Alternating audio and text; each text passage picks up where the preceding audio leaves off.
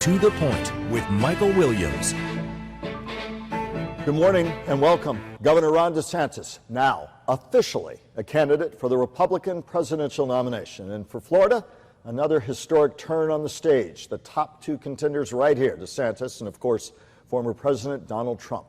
Once political soulmates, now fierce opponents. My guest today, News Channel 5 political analyst Brian Crowley, and joining us via Zoom, Antonio Fins, political editor of the Palm Beach Post. Antonio, Brian, thank you both for being here. I want to just tee up our conversation with a piece from Forrest Saunders after the announcement and what the early buzz was. So let's take a listen to that first.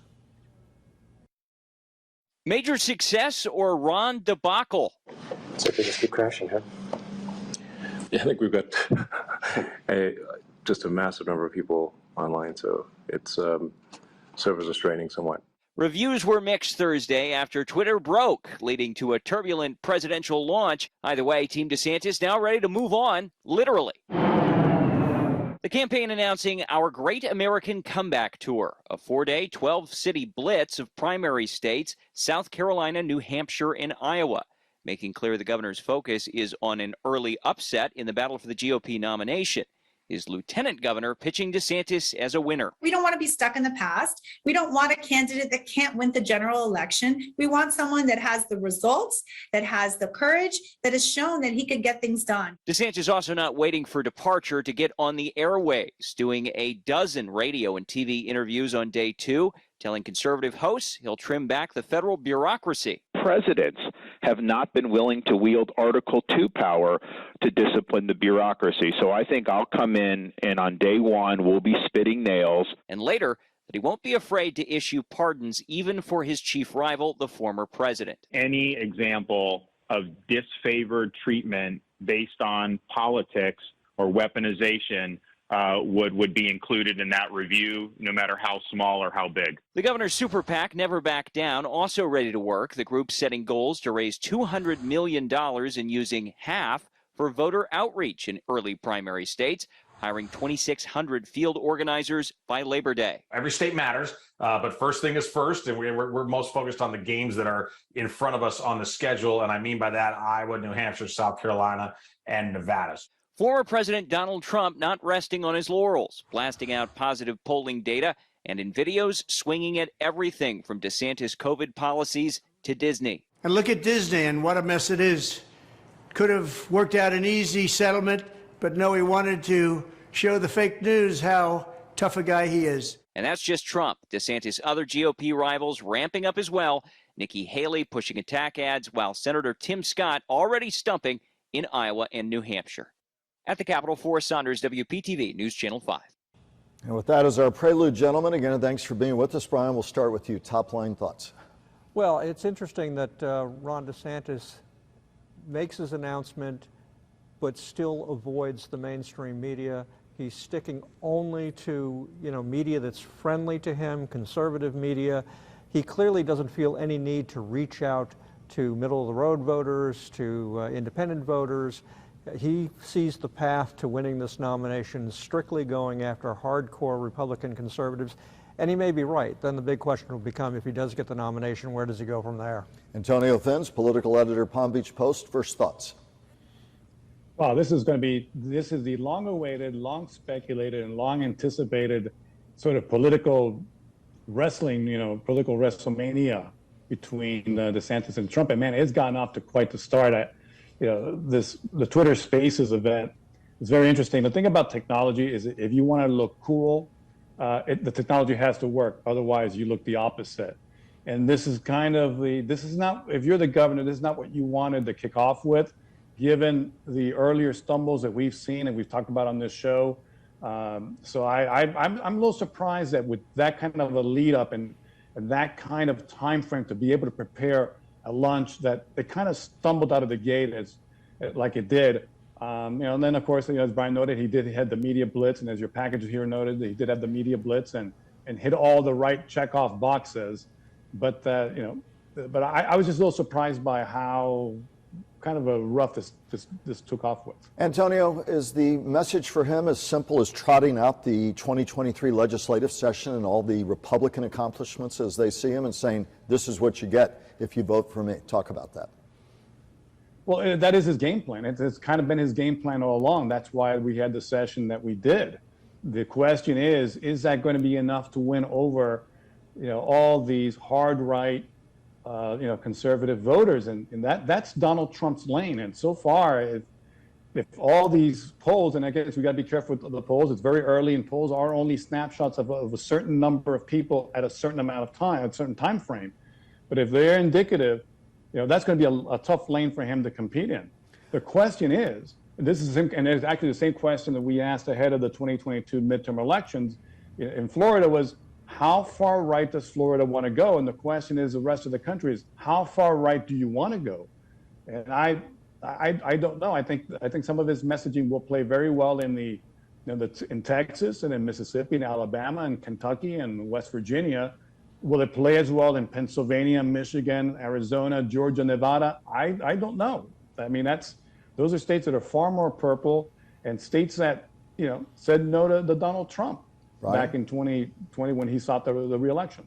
Ryan, thoughts picking up on Antonio's theme? We see the resume that he will put out there. Some have already said that on abortion, some moderate Republicans feel that he may have boxed himself in there. Perhaps not. We'll see. Others have argued Disney for Republicans who are typically pro-business. Many Republicans, let me quantify that, Republicans, I won't say how many, but there's certainly been a lot of buzz. Have you boxed yourself in on an issue on Disney that really is a distraction? Things like that. But fundamentally, he takes his case for what he's done here the last couple of years and sees if it works nationally. Your thoughts?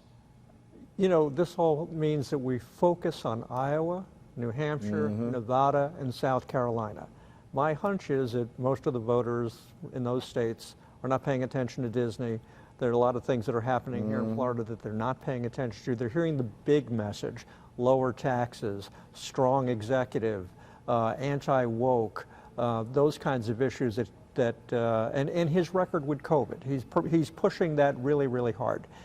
But reopened Florida, shut it down very briefly. While even Donald Trump was not ready to reopen everything.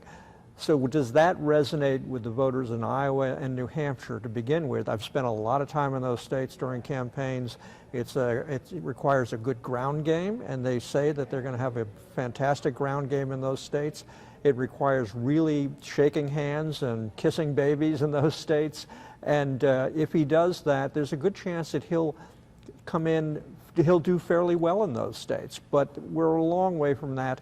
And we're going to have to see how he does in the debate in August, whether or not he does. And if Trump joins that debate, he's threatened not to. There's a lot of path between here and early next year when those primaries and caucuses start. I'd like to kind of break down the way your perspective with all the people you talk to and all those you talk to, Antonio, about strengths, weaknesses, DeSantis, Trump. So let's begin with you, Brian. In a nutshell, as Republican strategists will see them, the strengths of a DeSantis candidacy as they see them, also for Trump, and then weaknesses, because at the end of the day, while there are plenty of other candidates in the race right now, today, it seems like it's going to be a battle royale between those two. Strengths as they're perceived for DeSantis. In one sense, DeSantis is a unique candidate. He presents himself as this strong executive, willing to use executive power to do anything that he wants to accomplish. He doesn't present himself as having this loving personality. He doesn't present himself as somebody who cares deeply about whether or not you like him personally. He simply is, I'm the candidate who gets things done.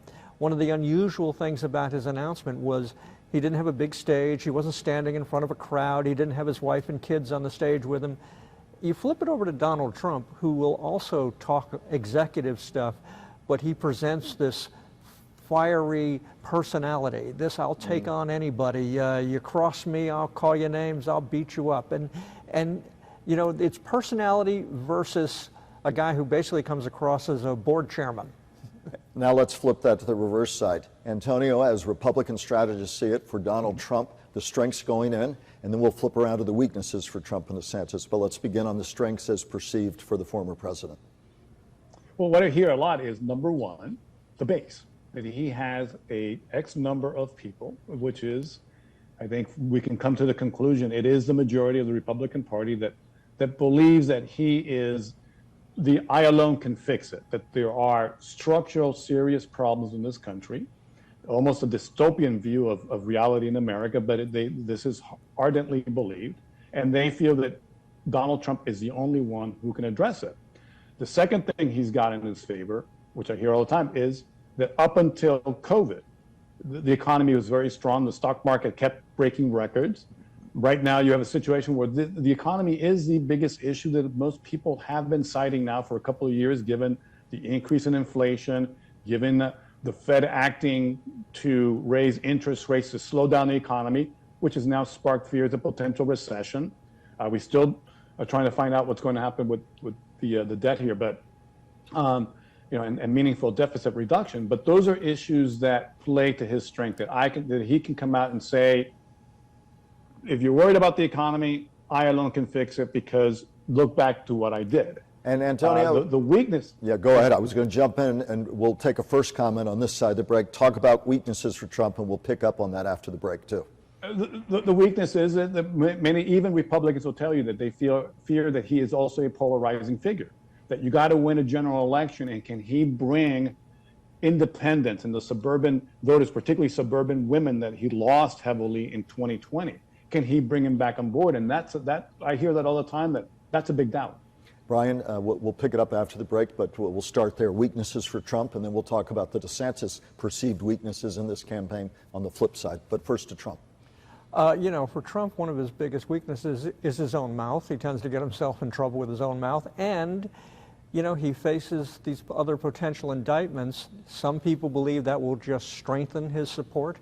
But it also might increase the other theory that people are just getting tired of the drama around Donald Trump, and that could be his biggest weakness. And we'll talk about Ron DeSantis and the perceived weaknesses for him, and we'll talk a little bit more about the others in the race, and we'll talk about the money game as well. For all of that, more on the DeSantis-Trump face-off ahead with two of the best, Antonio Fens and our longtime News Channel 5 analyst Brian Crowley. A look also at the fight for campaign dollars.